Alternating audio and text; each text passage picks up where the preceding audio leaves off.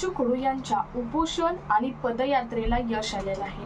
तुम्हाला आता समजलंच असेल का, तर काल 1/3 भाग हे यश आलेलं आहे। पूर्णपणे नाही तर 1/3 भाग यश आलेलं आहे।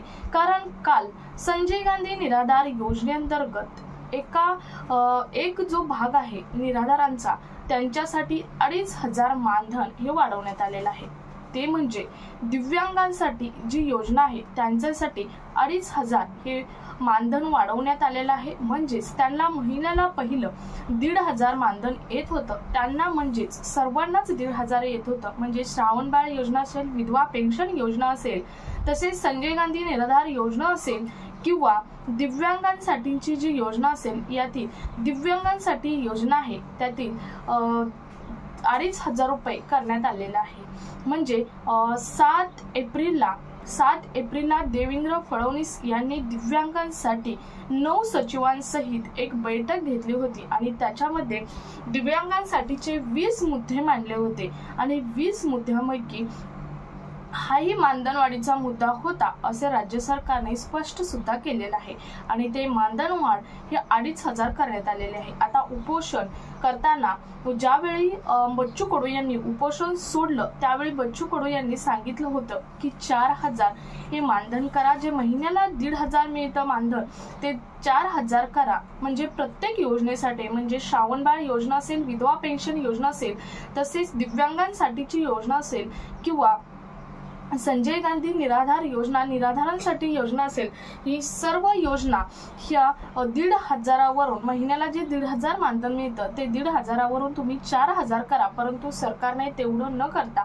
2,500 रुपये केलेलं आहे आणि आमच्या जे आर्थिक सरकारचं जे राज्याचं जे आर्थिक बजेट आहे त्याला पेलेल इतकंच आम्ही मानधन सध्या वाढवलेलं आहे असं राज्य सरकारकडून सांगण्यात सुद्धा आलेलं आहे। सर्वात महत्त्वाचं म्हणजे काल एका मीडिया समोर बच्चू कडू, त्यानंतर जेव्हा मानधन वाढलं त्यानंतर बच्चू कडू यांची मुलाखत घेतली। एका मीडिया समोर येत बच्चू कडू यांनी सांगितलं की 2,500 फक्त एकाचेच अनुदान, दिव्यांगांसाठीचेच फक्त अनुदान वाढवले, परंतु बाकीचे श्रावण बाळ योजना असेल, वृद्धापकाळ योजना असेल, विधवा महिलांसाठी पेन्शन योजना असेल, या ज्या योजना आहेत त्याचे जे अनुदान आहे ते अजून सरकारने वाढवलेलं नाही, त्यांना सुद्धा त्याची गरज आहे वाढवण्याची असे बच्चू कडू यांनी सांगितले।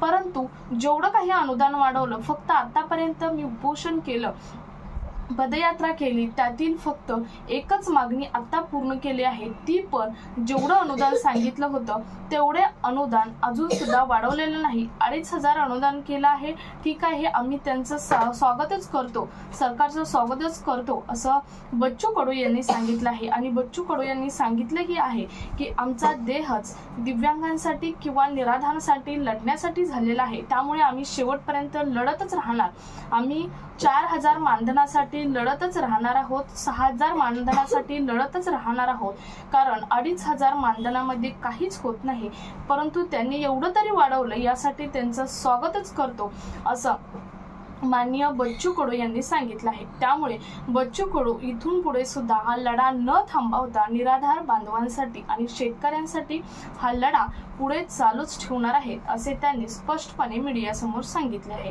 आता बऱ्याच जणांचे प्रश्न येत होते, काल आपण जेव्हा मानधन वाढलं तेव्हा आपण एक व्हिडिओ पोस्ट केला होता मानधन वाढल्या संदर्भातला, परंतु त्यामध्ये सांगितलंही होतं की कोणासाठी हे अनुदान वाढवलं आहे। तरीही बऱ्याच जणांचे प्रश्न कमेंटच्या माध्यमातून होते की हे अनुदान कोणासाठी वाढवलेलं आहे, तर सर्वात महत्त्वाचं म्हणजे हे अनुदान संजय गांधी निराधार योजना, श्रावण बाळ योजना, विधवा पेन्शन योजना, वृद्धापकाळ योजना या योजनेसाठी नाही, तर फक्त आणि फक्त दिव्यांग बांधवांसाठी हे अनुदान वाढवलेलं आहे। आता तुम्हाला माहित आहे मागच्या वेळे आता अधिवेशन, पावसाळी अधिवेशन चालू होतं तेव्हा एका नेत्याने हा एक प्रश्न मांडला होता की टक्केवारीनुसार अनुदान वाढवा, परंतु सरकारने तसं न करता सरसकट अनुदान वाढलं आहे। ही दिव्यांगांसाठी खूप महत्त्वाची आनंदाची बातमी आहे, कारण टक्केवारीनुसार वाढवलं तर गरीब दिव्यांग गरीब राहील आणि श्रीमंत दिव्यांग श्रीमंत राहील,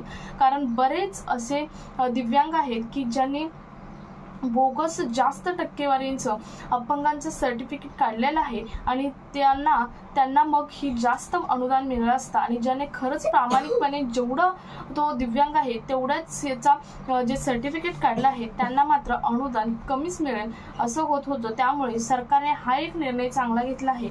सरसकट सर्वांनाच 2,500 रुपये देण्याचा निर्णय, 1,500 वरून 2,500 रुपये देण्याचा निर्णय हा सरकारने महत्त्वाचा निर्णय घेतला आहे। परंतु बच्चू कडू यांनी सांगितलं आहे की आम्ही जोपर्यंत 6,000, 4,000 किंवा 6,000 मानधन करत नाही तोपर्यंत आमचा लढा लढतच राहू असं बच्चू कडू यांनी सांगितलं आहे। आता आपल्याला पाहावं लागेल, आता सध्या तरी दिव्यांगांसाठीची एक मागणी पूर्ण केलेली आहे।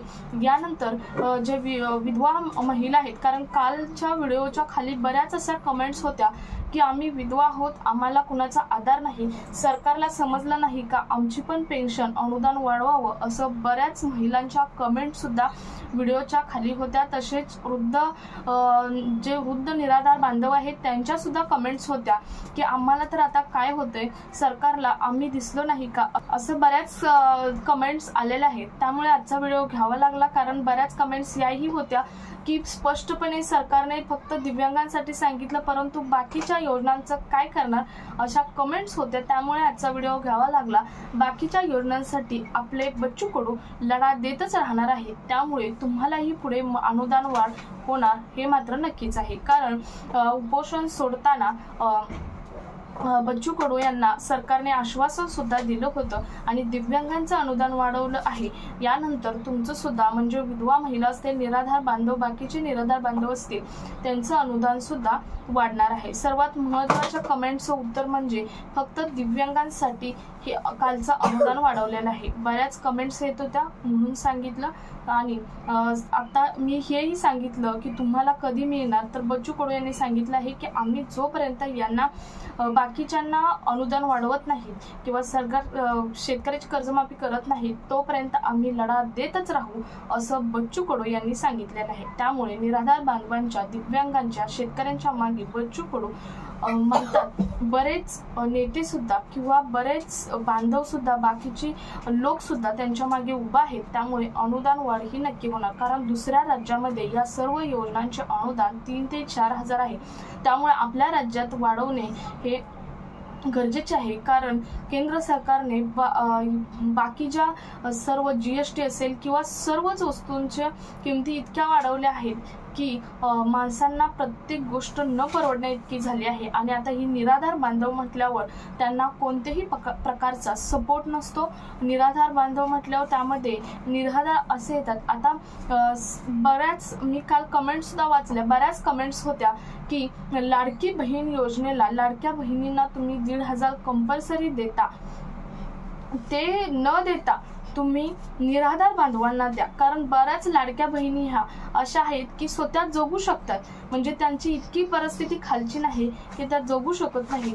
परंतु निराधार बांधव, आता निराधार हा शब्दच असा आहे की ज्याला आधारच नाही, परंतु निराधार बांधवांना कोणताही आधार नाही, त्यांना कोणती सोय नाही, अशा बांधवांना तुम्ही अनुदान वाढवणं हे खूप महत्त्वाचं आहे असं बऱ्याच निराधार बांधवांनी कमेंट केल्या होत्या। निराधार बांधवांनी नव्हे तर जे व्यवस्थित आहेत सर्व त्यांनीही त्यांना पाठिंबा निराधार बांधवांना दिला आहे आणि बरोबरच आहे, निराधार बांधवांना पाठिंबा देणं गरजेचं आहे। कारण आता सध्या इतकी महागाई झाली आहे की त्यांना जगणं मुश्किल झालं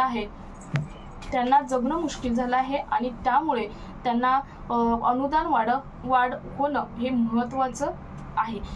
सो आजच्या व्हिडिओमधून तुम्हाला समजलं असेल की कोणत्या व्यक्तींचं अनुदान ही वाढ झालेली आहे, फक्त दिव्यांगांचे अनुदान वाढ झालेले आहे। हा पहिला मुद्दा क्लिअर करा, कारण अजून दुसऱ्या निराधार बांधवांची अनुदान वाढ झालेली नाही, परंतु तुमचे अनुदान वाढ होणार असं बच्चू कडू यांनी सांगितलेलं आहे। सर्वात महत्त्वाचा मुद्दा आजच्या व्हिडिओमधून आपण सांगितलेला आहे। सो हा व्हिडिओ जास्तीत जास्त निराधार बांधवांपर्यंत शेअर करा। भेटूयात पुढच्या एका नवीन अपडेट सोबत, तोपर्यंत धन्यवाद।